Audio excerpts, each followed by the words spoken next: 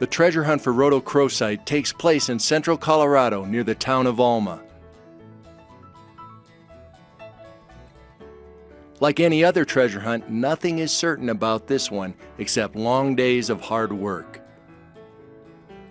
But this treasure hunt is different from most in that the search happens deep underground in the dark, damp tunnels of a former silver mine. The miners follow a century-old process of drilling and blasting to extend their tunnels in search for openings in the ancient rock, openings that sometimes contain the elusive crystals they seek. Most days, their blasts extend the tunnels a few feet and only leave broken rock to show for their hard work. But on rare occasions, the miners' perseverance is rewarded. In late September 2003, the miners tunneled into an underground treasure chest filled with beautiful red crystals. I'm going to drive this in a little bit. Just jiggle a little bit and see what happens. Oh. Okay. Yeah, just keep wiggling. It's just hinging on that upper corner, that pinch corner up there. It's cracked at the top. It's ready to go. It's coming, it's coming. Oh, it's coming up. Oh, look at it. I got it. Yeehaw! There you go. Looks like Ohio. Cutting it close. See, I told you it's shaped like Ohio.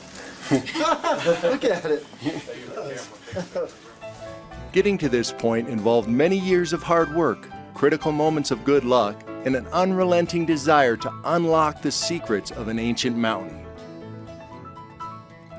Brian and Catherine Lees are key figures in the modern search for rhodochrosite crystals. Brian began collecting minerals as a child and continued as a student at the Colorado School of Mines. There he met Catherine, and following graduation they began a mineral mining business called the Collector's Edge. I first heard about rhodochrosite years ago, but through the years, as I learned more and more about rhodochrosite and I got more and more interested in mineral collecting, I came to understand that most people in the mineral collecting hobby had an incredible interest in this mineral. Everybody wanted one, and unfortunately very few actually had one. Throughout history of mineral specimen mining, or mineral specimen collecting, no one had actually produced very much in the way of this incredible mineral. Given its color, luster, and quality and rarity, it became one of the most desirable minerals in the mineral kingdom. Good rhodochrosite has been found in mines in South Africa and Peru, as well as many mines across Colorado. But no other mine in the world has produced rhodochrosite crystals that are as bright red, as large, and as gem clear as the crystals from the Sweet Home mine. In 1989, I met a fascinating man who had a very, very deep appreciation for rhodochrosite from Colorado. His name was George Robertson, and he and I were working together on a project out in eastern Colorado digging up barites. And every night around the camp, we would talk about other opportunities in Colorado for collecting mineral specimens. And George always went back to talking about the great rhodochrosite from the Sweet Home mine. So each night we fantasized about, hey, you know, would it really be possible to go back in there and dig these red crystals? So as the weeks passed and then the months and the project ended, I was fascinated with the concept that we could actually open up this old silver mine and turn it into a producing rhodochrosite specimen mine. The story of the Sweet Home mine began long before Brian Lees ever dreamed of hunting for rhodochrosite, back in the earliest days of Colorado mining. Gold strikes at Black Hawk and Central City in 1859 triggered a rush to the mountains. Other strikes soon followed, and more mining camps appeared with names like Idaho Springs, Georgetown, and Oro City. Countless smaller camps dotted the area as prospectors discovered gold across the mountains. Several camps sprung up near the base of 14,000-foot Mount Bross. These camps formed the Alma Mining District.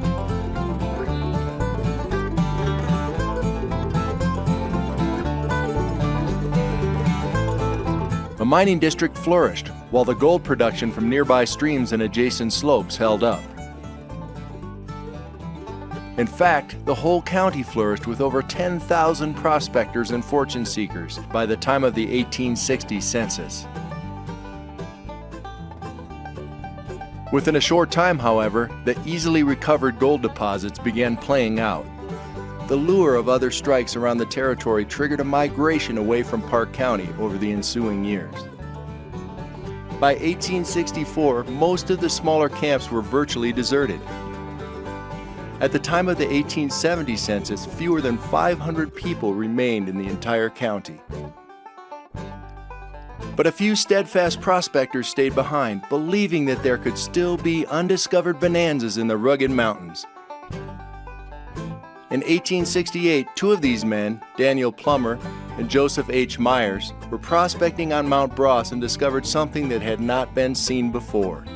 What the two prospectors found, nearly 3 miles above sea level, was a rich silver ore deposit in limestone. Plummer and Myers continued their prospecting, and in the early summer of 1871 found another silver outcrop. This time they hit it really big. Their new claim, known as the Moose, produced fantastically rich silver ore, some containing almost 900 ounces of silver per ton of ore. That meant a single ore cart from the Moose mine contained silver worth the equivalent of $17,000 today. As word spread about this silver strike, prospectors again rushed into northern Park County. Soon, mines dotted Mount Bros and nearby Mount Lincoln. These mines were the highest mines to ever operate in North America, some as high as 14,000 feet in elevation. By 1878, the three biggest mines, the Moose, the Dolly Varden, and the Russia, had produced a total of over $3 million in silver, a respectable $45 million in today's dollars. Among the many mines and claims staked around Mount Bros was a long, narrow claim about 2 miles up the gulch from the abandoned Buckskin Joe town site. This claim, known as the Sweet Home, was established in about 1873.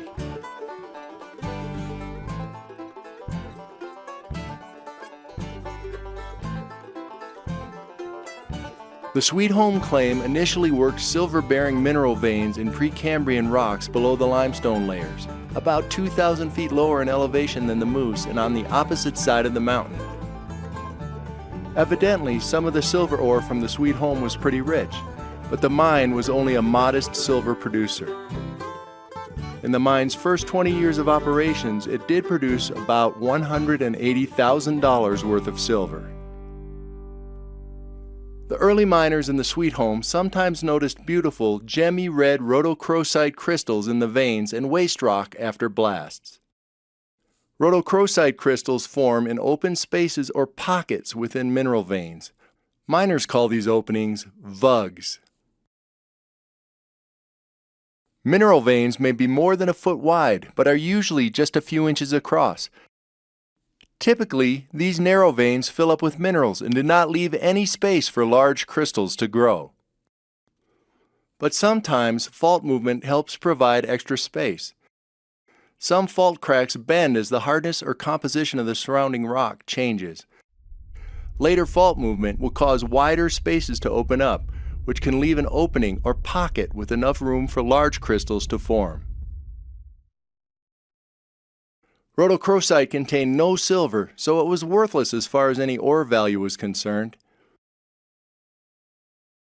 The miners would pick up nice crystals and later trade them for drinks at the bars in Alma. A few of these crystals from the 1870s and 1880s eventually attracted the notice of mineral collectors and ended up in museums in the United States and Europe by the early 1900s. By the end of the 1870s, Colorado led the United States in silver production. But the glory years of Colorado silver production crashed when Congress repealed the Sherman Silver Purchase Act in 1893. This act had mandated that the U.S. government purchase large amounts of silver annually to back up the country's paper currency. When the government quit buying silver, the price plummeted. Most silver mines in Colorado and elsewhere closed up. The Sweet Home only operated intermittently for the next 30 years.